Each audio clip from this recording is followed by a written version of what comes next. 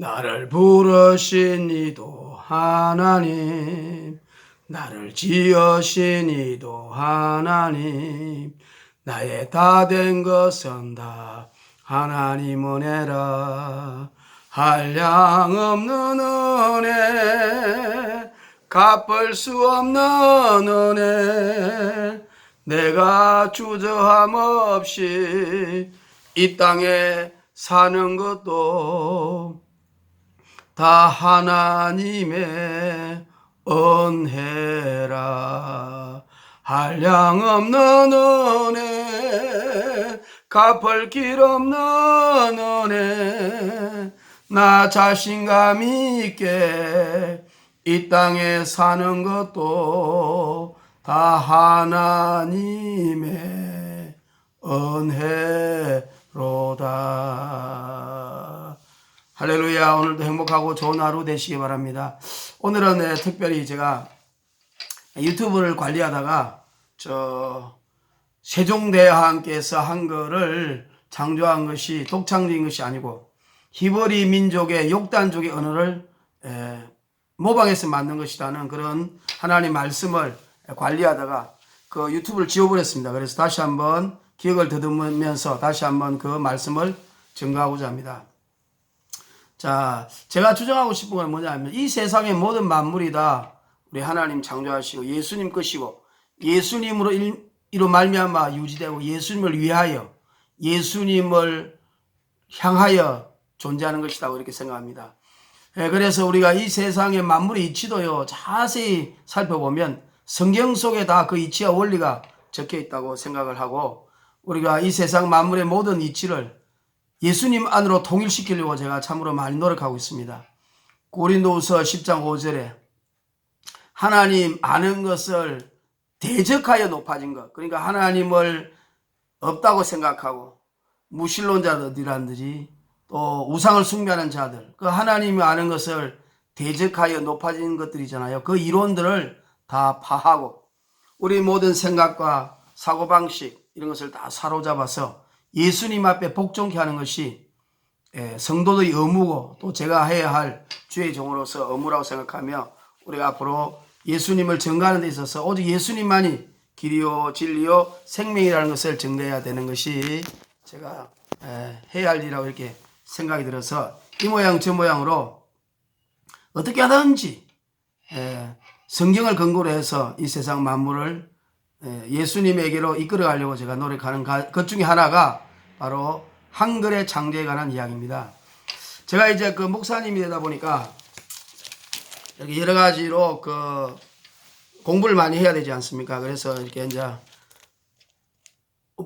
본래 목적은 예수님을 증거하는 것이죠. 예수님을 증거하는데 사도 바울이 율법이 있는 자들은 율법이 있는 자들처럼 행하고 율법 없는 자들은 율법 없는 자들처럼 행해서 아무쪼록 영혼들을 구원하려고 한 거 아닙니까? 그러니까 율법이 있는 자들 위해서 복음의 방해가 되면은 디모데를 할례까지 시키지 않습니까? 사실 할례가 필요 없는데도.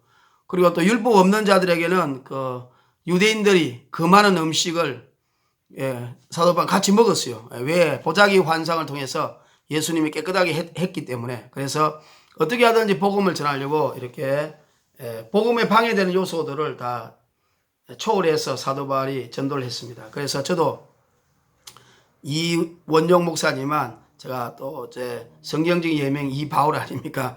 그렇게 하는데 그래서 제가 이제 여러 가지 공부를 많이 합니다. 왜냐하면 이제 공부를 많이 해야 생각이 새로워집니다. 그리고 이 시대에 깨어날 수 있고 또 시대에 사람들 전도하는데 또 우리가 함께 호흡을 할 수 있지 않습니까? 그래서 본질은 예수 그리스도고 본질은 이 성경 말씀. 이 성경 말씀을 벗어나서는 안 됩니다. 그러나 상황과 문화는 우리가 잘 이해해가지고 어찌되었든지 예수님에게 접목시키도록 해야 이 세상 사람들에게 복음을 전하는 그런 일이 효과적이라고 생각합니다. 그래서 제 나름대로 책도 많이 읽고 또 다큐멘터리도 많이 보고 유튜브도 많이 듣고 세상의 그 역사라든지 경제학이라든지 또 여러 가지 신학, 신화, 철학 이런 것을 나름대로 꼼꼼히 듣습니다. 그리고 타 종교에 관한 이야기도 듣고 그래서 그 종교의 잘못된 것을 성경적으로 비판하고 어떻게 하든 예수님 앞으로 그들을 데리고 오려고 하는 것이 제가 하는 이야기입니다. 그런데 그래서 KBS 역사 스페셜 그걸 제가 이제 잘 봅니다. 보는데 어느 날 보니까 한글 창제가 독창적인 것이 아니다. 이런 제목이 있어가지고 제가 이제 그걸 한번 들어봤습니다. 그러니까 우리가 이제 우리 존경하는 세종대왕께서 유명하게 하신 일이 한글 창제 아닙니까? 우리 백성들이 말은 하지만 글을 몰라가지고 중국말은 너무 어렵고 또 양반들만 소유물이지 않습니까? 그러니까 의사소통이 안 되다 보니까 한글을 창제하셨습니다. 그리고 우리가 그 당시에 음악이라든지 그 여러 가지로 과학기술 같은 것도 우리 세종대왕께서 장영실을 통해서도 과학기술 문명을 발달시켰죠. 그리고 훌륭하신 분입니다. 물론 이제 세종대왕이 잘못된 것도 많이 있죠. 노비제도라든지 여자 문제가 복잡했다든지 그 다음에 사대주의 사상이 심했고 이런 것들은 우리가 그 세종대왕이 좀 문제가 있지만 우리가 문제가 있다고 해서 그 사람 전체를 잘못됐다고 할 수 없고 오히려 세종대왕은 더 좋은 것이 더 많았지 않나 이런 생각이 듭니다. 그 중에 하나가 한글 창제입니다. 1443년에 한글을 창조하고 1446년에 한글을 반포하셨어요. 근데 이제 우리가 세종대왕이 우리가 학교에서 배울 때는 집현전 학자들과 함께 한글을 창제했다 이렇게 말하고 있는데 우리가 이제 자세히 이제 조선왕조실록이라든지 성현의 용제총화라든지 이런 이제 여러 가지 그 책들이 이제는 개방되고 디지털화되지 않습니까? 그래서 그것이 이제 누구든지 관람할 수 있게 되었습니다. 옛날에는 너무 어려운 한자로서 규장각에 서울대 안에서만 있었는데 누구든지 이제 읽을 수 있고 쉽게 한글화 또 문자화 되어 있으니까 쉬운 문자로 되어 있으니까 누구든지 찾아볼 수 있는데 그 내용에 읽어보면 세종대왕이 한글을 창조하고 반포했을 때에 집현전 학자 특히 그 중에 부제학 사무총장 같은 채말리 같은 사람이 걷고 갑자기 놀래가지고 크게 집현전 학사들 우리가 잘 아는 정인지, 신숙주, 성상문 이런 여러 가지 학자들을 동원해서 절대로 우리가 언문이란 전문을 하면 안 된다고 한글 창제를 극구 반대한 상소문을 냈다는 것을 우리가 조선왕조실록에 나와요. 그리고 근데 조선왕조실록에 나오는 것을 볼 때에 한글 창제를 우리 집현전 학자들이 몰랐다는 것이죠. 그러니까 세종대왕이 집현전 학자들하고 연구해서 한 게 아니고 우리는 그렇게 알고 있었는데 그런 오해가 왜 생겼냐면요. 신숙주가 언어 학자였거든요. 그래서 5개국어를 했습니다. 그러니까 뭐냐면 신숙주가 일본어도 하고요. 몽골어도 하고 중국어도 하고 그다음에 거란어도 하고요. 또 카자흐스탄 했죠. 대하소하 그런 언어도 했어요. 그러다 보니까 신숙주가 5개국어를 능통하게 하는 언어학자였는데 그때 이제 한국의 중국의 언어학자였던 황경이라는 사람이 자주 방문했어요. 근데 세종대왕이 신숙주에게 그 사람을 찾아가가지고 언어를 이렇게 관하여 공부를 하고 자문을 많이 구하도록 명령을 내렸습니다. 어명을. 그랬더니 신숙주가 거기 가서 많은 세종대왕께서 부탁하신 것을 배워가지고 보고를 했어요. 그렇다고 해서 신숙주가 한글을 창제하기 위해서 세종대왕이 했다는 것을 신숙주가 몰랐다는 것이죠. 그러니까 이제 이 세종대왕이 한글을 반포했을 때에 집현전 학자들이 깜짝 놀라가지고 상소문을 내가지고 채말리를 중심으로 해서 절대로 한글은 안 된다. 우리가 언어는 없이 이렇게 한 것은 잘못이다. 그리고 중국의 학문을 우리가 배워야지 천한 언어를 배워서는 군자의 도가 안 쓴다고 이렇게 극구 반대한 것을 볼 때에 집현전 학자들과 같이 연구를 했다는 것이 아니라는 것을 알 수가 있습니다. 그리고 이제 조선왕조실록과 성현의 용제총화 있는 책에 보면요. 세종대왕께서 세자, 문종이 될 세자, 그리고 세조, 그 다음에 수양대군이죠. 그 다음에 안평대군, 그 다음에 둘째 딸 정의공주, 이 네 사람과 함께 계속 비밀리에 프로젝트를 만들어가지고 이 발음 공부를 했다. 그러니까 신숙주가 중국의 언어학자였던 황경에서 가서 배워온 것을 세종대왕한테 이야기하면 세종대왕이 그걸 가지고 왕자 3명하고 공주 1명하고 계속 그걸 가지고 발음으로 연구를 했다는 것이죠. 그 당시만 해도 신숙주는 그것을 한글을 창제할 것이라고는 생각도 못했다는 비밀 프로젝트였다. 이렇게 알 수가 있습니다. 근데 이제 그게 발음 같은 경우는 독창주로 우리가 기역, 니은, 뒤끝, 혀 모양, 안에 있는 그런 모양들을 가지고 우리가 했다는 걸 알 수 있지 않습니까? 근데 이제 조선왕조 실록과 성현의 용지총화에 보면 이런 말이 있어요. 자방고전이라. 그러니까 자방고전이라는 것은 세종대왕이 한글을 친히 창제하셨다고도 그 훈민정음이 있고 훈민정음 해례본이라고 있거든요. 훈민정음이 있고 훈민정음 해례본은 그 글자를 하나하나 풀어서 설명한 겁니다. 근데 거기에 보면 이제 정인지 같은 사람이 그 서문을 쓰지 않습니까? 그래 보면은 세종대왕께서 친히 창제한 것이다. 그러니까 집변전 학자들과 같이 의논한 것이 아니고 친히 창제했다. 그리고 또 조선왕조실록과 성현의 용제총화에 보면 자방고전이라. 이 말은 뭐냐면 그 한글이라는 글자를 모방했는데 고전, 옛날의 글, 여기서 전은요, 우리가 이 고전할 때 전이 아니고 전서할 때 전이에요. 전서할 때. 그러니까 그게 옛날에 전서, 해서, 초서, 뭐 행서 이런 거 있지 않습니까? 옛날에 문자로 쓰여진 어떤 글자를 모방해서 그것을 가지고 한글을 언어 체계를 다시 연구해서 만들었다 이런 뜻이죠. 그러면 그 글자를 모방했다는 것이 뭐냐? 이렇게 이제 추적에 들어가 보니까 우리 한글하고 가장 비슷한 언어가 그 일본에 가면 규슈 북쪽에 바슈군가 하는 지역에 지금도 그 사람들이 그 언어를 하나님이 주신 언어, 신이 주신 언어라고 해서 숭배하고 그를 새겨놨어요. 그 지역에 가면요. 그 한글하고 똑같아요. 리얼, 기역, 비역, 희영, 희엇. 우리 한글하고 똑같은 단어들이 그곳에 아주 많이 28자 이상으로 기록되어 있습니다. 그 발음도 똑같아요. 발음도. 그래서 그 사람은 그것이 신의 문자라고 이렇게 했습니다.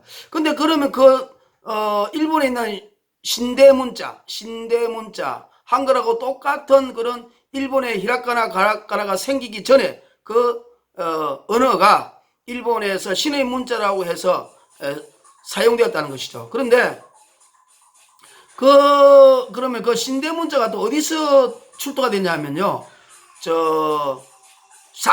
산둥반도에 가림토 문자라고 있습니다. 가림토 문자는 뭐냐면 흙판 위에다가 이 흙의 글씨를 이렇게 흙을 이렇게 묶어서 흙을 이렇게 해서 덮여서 글을 세운 건데요. 거기에도 보면 똑같은 그 신대 문자고 똑같은 것이 그곳에 적혀 있습니다. 그러니까 그 중국 산둥반도에서 고조선 시대에 쓰던 문자라고 그래요. 그 가림토 문자. 그 문자가 이렇게 한국을 통해서 일본으로 건너갔는데 우리 한국은 그 말을 조선시대 옛날에 그 말을 썼는데 문자를 중국에서 가져옴으로써 그 말을 잊어버린 것이죠. 그런데 그 가림토 문자가 뭐냐면 고조선 문자라고 합니다. 또 한글하고 똑같아요. 기역, 니연, 디꺼, 리얼, 비업, 희영, 좌우지간 똑같아요. 신대 문자라고 이렇게 치면 나옵니다. 근데 그것이 뭐냐면 고조선의 문자다. 또 그 문자를 가림토 문자라고 하는 것이죠. 그러니까 세종대왕이 이렇게 결론 내올 수가 있습니다. 우리나라 사람들의 말을 하는 거하고 중국하고 그거하고 다르니까 우리나라 사람들 하는 말로 인한 쉬운 우리나라 문자를 만들려고 했단 말이에요. 했는데 그 문자를 연구하려고 보니까 중국의 국어학자, 어학자였던 그 황경이라는 사람이 와서 계속 신숙주가 언어학자가 이야기를 하는데 그 내용 중에 한글하고 똑같은 옛날 고조선 시대의 문자가 있었다는 것이죠. 그러니까 세종대왕께서 신숙주를 통해서 그것을 비밀리에 그 언어를 한번 연구해서 보고해라. 그래서 신숙주가 5번이나 황경이라는 중국의 어느 고대 학자를 통해서 만나서 그 발음과 글자를 가지고 왔습니다. 그러니까 그것을 보고 세종대왕께서 세왕자와 공주 한 명을 통하여 그 발음을 계속해서 이제 연구하고 체계화시켜서 오늘날 우리 한글이 됐다는 것입니다. 다시 말하면 우리 한글은 바로 신대 문자, 다시 말하면 고조선 문자, 가림토 문자에서 유래된 것이고 세종대왕은 그것을 모방했고 조선왕조실록과 성현의 용제총화의 자방고전, 한글의 글자를 세종대왕이 옛날에 오래된 글자를 모방했다. 그렇게 적혀 있습니다. 자방고전이라고. 모방했는데 그런데 그 발음은 세종대왕이 그 세왕자와 한 공주를 통하여 발음을 친히 이렇게 연구해 가지고 그것을 훈민정음 헤레본에 적어서 오늘날의 한글이 됐다는 것이죠. 할렐루야. 자, 그것은 무엇을 말하냐면요. 우리나라는 굉장히 우리가 창세기 10장에 보면 에벨이라는 그 믿음의 조상이 이렇게 이제 아담과 하와 셋을 통해서 오다가 에벨에 왔을 때에 벨렉과 욕단으로 나누어지거든요. 그러니까 그때 바벨탑 사건이 있었던 것이죠. 그런데 이제 벨렉은 뭐냐면 그 아브라함의 조상이에요. 그래서 쭉 나와서 이스라엘의 아브라함의 조상이 됐습니다. 근데 욕단은 서바 동쪽으로 계속 이동했다. 동쪽으로 이동해서 갔다는 것이죠. 그러면 그 욕단이 동쪽으로 이동했는데 어디까지 왔느냐 하면 우리가 볼 때는 그 욕단족이 오늘날의 당군의 조상이라는 것이죠. 당군. 욕단, 그 단자하고 똑같잖아요. 욕단, 당군의 조상. 그러니까 다시 말하면 아리랑 아라리요. 이것을 이제 그 부천에 있는 어떤 목사님이 연구해 보니까 알은 엘이고 이랑은 위더다. 하나님과 함께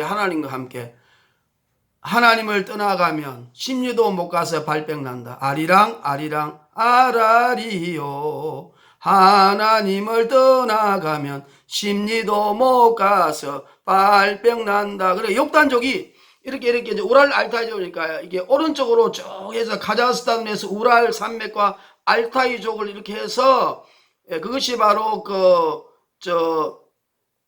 이 대한민국을 조선을 통해서 오고 또 일본은 베링해협을 건너가지고 아메리카 원주민이 되고 또 계속해 내려간 것이 일본의 원주민이 된 것이죠. 그러니까 이제 우리가 환당 고기를 주장하는 많은 사람들이 우리나라 옛날에 고조선이 그 중국 대륙을 점령하고 있었다. 또 백제가 산둥반도와 광동 지방을 점령하고 있었다. 그 말이 일리가 있는 게 뭐냐면요.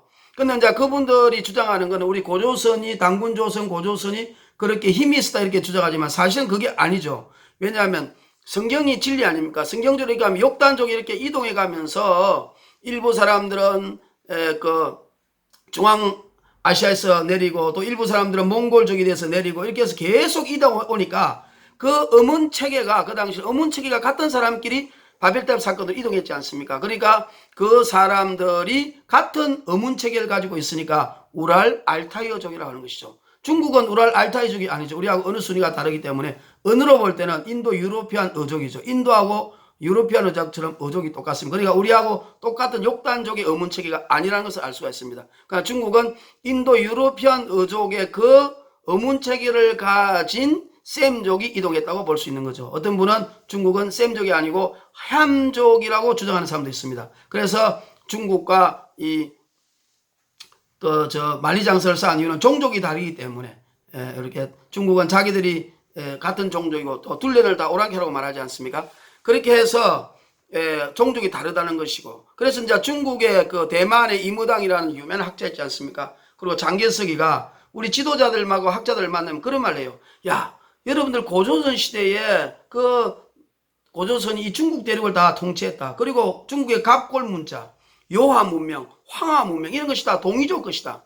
우리가 옛날에 우리 동쪽을 동이족이라고 동이족, 서융, 남만 또 남쪽도 오랑캐, 북쪽도 오랑캐라고 그랬지 않습니까? 그리고 동쪽은 동이족, 서융, 남만, 북적 이렇게 했죠. 그렇게 해서 우리 오랑캐라고 했습니다. 그러니까 우리는 동이족이죠. 동이, 서융, 남만, 북적. 그러니까 동이족이 그 당시에 굉장한 영토를 지배하고 있었다는 것이 왜 그러냐면요. 그것이 바로 욕단족의 우랄 알타이어족으로 이렇게 하여튼 같은 형제, 같은 어문체계를 가진 형제 자매였기 때문에 그것을 우리가 황국이라고 이제 환단고기를 쓴 사람들이 주장하죠. 맞습니다. 그러니까 우리나라 원래 당군조선, 고조선이 그렇게 영토를 우리의 힘이 세서 주장한 게 아니고 바로 성경대로 하면 욕단족이 이렇게 이동하면서 우랄 알타이족으로 이렇게 어문체계 같은 사람들이 이동하면서 그것이 다 한 뿌리고 한 민족이고 한 형제고 한 혈족이니까 그것이 바로 똑같이 서로 부족으로서 통하니까 그것이 오늘 아침에는 하나의 큰 나라가 됐다. 그래서 그것이 황국이라는 나라가 됐다고 설명할 수가 있는 것입니다. 그래서 우리가 주장할 수 있는 것은 바로 우리 대한민국 옛날에 이제 조선이고 우리 이제 부족국가 시대 고조선, 당군조선 이 시대에는 바로 하나님을 믿는 천신에게 제사를 지내는 우리가 그런 민족으로서 욕단족으로서 이 땅에 왔다는 것이죠. 그러니까 우리 민족은 선택된 민족이었다. 그러니까 히브리 민족이 1차 아브라함을 통해서 선택됐지만 그가 2000년 전에 예수님을 십자가에 못 박아 죽였지 않습니까? 그것을 예비하여 우리 하나님이 세계 선교 사명을 감당하기 위해서 택하신 민족이 바로 욕단족 후예인 우리 대한민국이 하나님의 섭리 가운데 택해졌다. 그러니까 우리 대한민국은 옛날에 중국의 삼국지 위지 동이전이라든지 중국의 뭐 후당지라든지 이런 중국의 역사에 보면 동이족은 천신을 숭배하고 가물을 즐기며 흰옷을 입고 이런 것을 했다고 기록되어 있지 않습니까? 그래서 천신이 뭡니까? 하늘에 있는 신 하나님을 숭배했다. 그래서 우리가 환웅, 환인, 당군왕금 이것도 보면 삼일체고 당군왕금이 물론 웅녀와 호랑이와 곰 중에서 웅녀와 결혼을 했다는 이야기를 전설로 우리가 신화로 알고 있지만 실제로 당군은 있었다고 말할 수가 있죠. 그런데 다시 말하면 당군이라는 것은 또 예수님의 성육신 같은 것을 또 우리가 그것을 우리가 그 사람들이 이렇게 옛날에 그 사실을 잊어버리고 조상들로부터 들었던 이야기를 역사화시키면서 당군이 하나님의 아들이 이 땅에 온 거로 이렇게 해석을 하면 또 비슷하지요. 그리고 또 우리나라가 옛날에 보면 고구려 동맹, 동해 무천, 부의 영고 이런 여러 가지 하늘에 제사 지내는 행사를 했다는 것을 우리가 학교에서 배웠습니다. 그리고 또 뭐 소도라는 것도 있잖아요. 거기에 신라시대에 보면 도피성, 6개의 도피성을 만들었잖아요. 소도가 있어가지고 범죄를 저지른 사람이 그곳에 도피했다. 그것도 성경적이죠. 그리고 또 고인돌. 많은 사람들이 세계에서 제일 고인돌이 많은 곳이 우리나라 아닙니까? 근데 고인돌의 유래를 사람들은 시체를 하는 것이다, 천문대다 그러지만 사실은 고인돌은 번제단이잖아요. 번제단.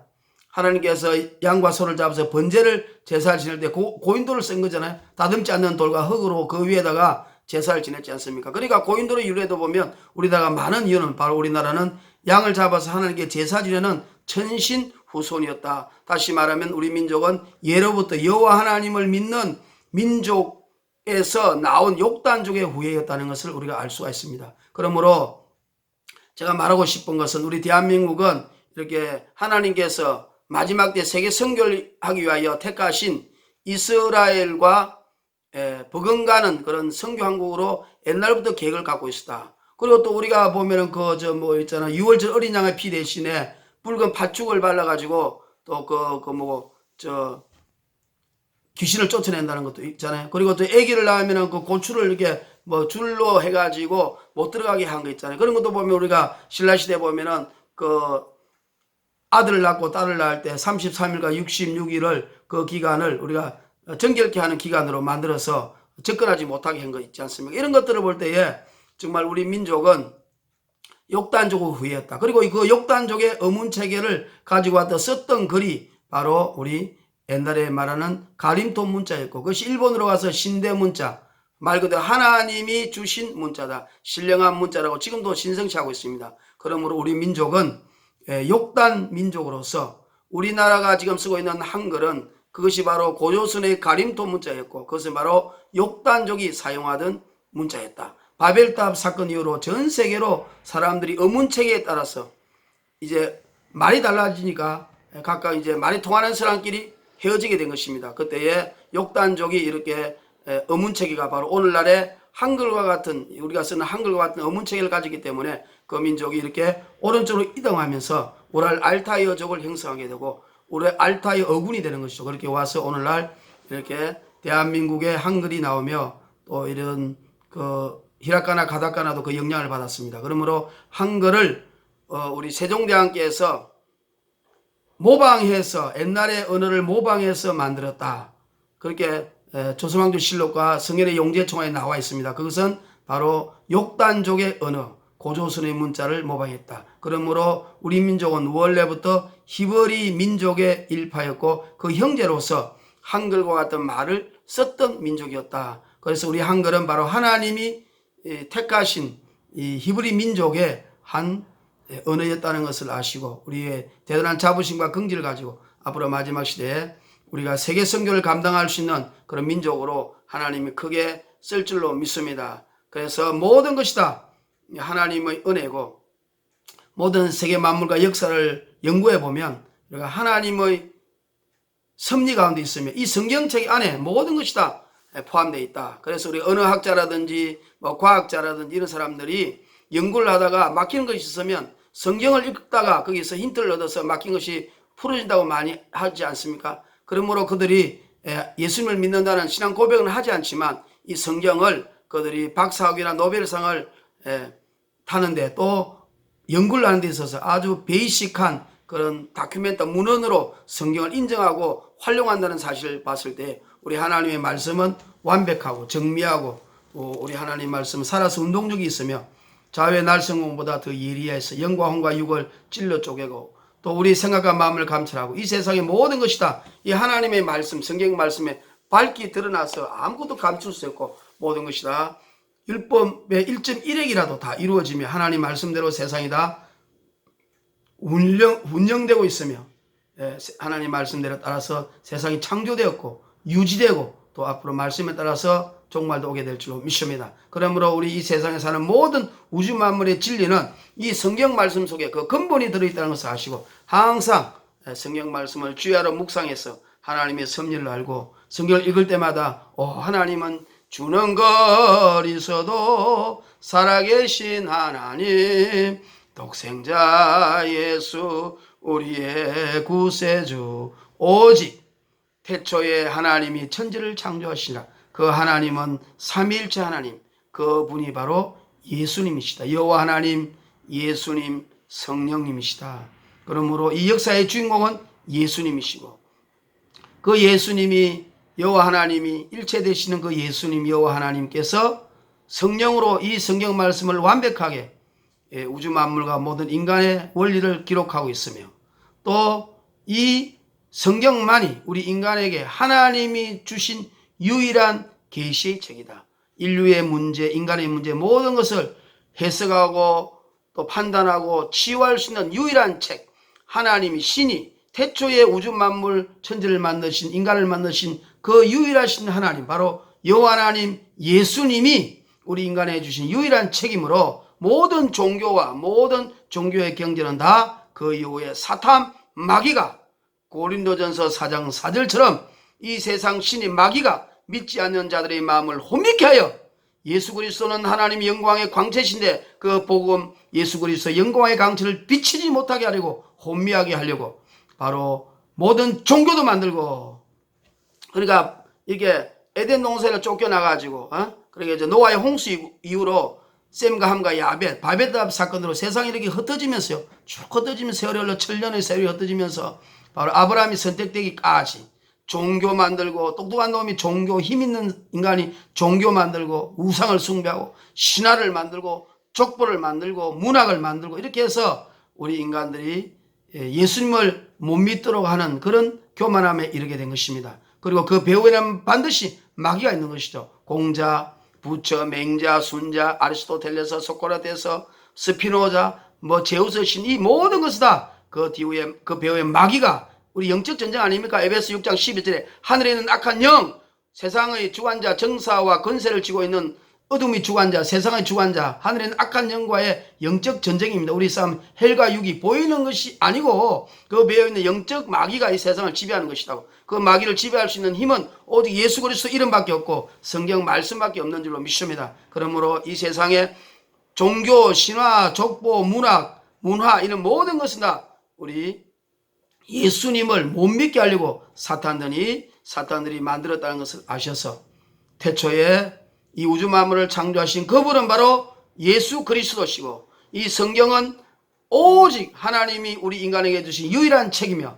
다른 모든 경전은 다 마귀들이 예수님을 못 믿게 하려고 쓴 마귀 책이라는 것을 아시고 또 우리 유일한 구세주는 또 우리 예수님 한 분밖에 없다. 우리를 위하여 십자가에 죽으시고 부활하신 그분만이 구세주 예수라는 것을 아시고 다른 이로서는 구원받을 수가 없나니 천하 인간의 구원을 얻을 만한 이름은 예수님밖에 없습니다. 그리고 예수님을 깊이 알면 알수록 우리 마음은 풍성해지고 우리 생활은 윤택해지고 우리는 모든 문제 해결되어서 담대히 이 세상을 살아갈 수 있을 줄로 믿습니다. 예수의 이름으로 승리하고 성경 말씀으로 승리하기를 주의 이름으로 축원합니다. 나를 지으신 이가 하나님 나를 부르신 이도 하나님 나를 만드신 이도 하나님. 나는 주저함 없이 이 땅을 자신감 있게 사는 것도 다 하나님의 은혜라. 한량없는 은혜, 갚을 길 없는 은혜, 나 주저함 없이 이 땅을 사는 것도 모든 것이 다 우리 하나님 예수님의 은혜라.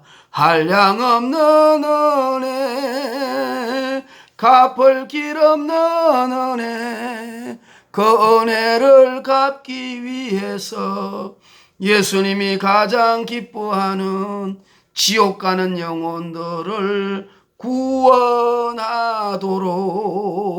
하나님의 은혜에 보답합시다. 할렐루야. 예수님을 사랑합니다. 예수님을 찬양합니다.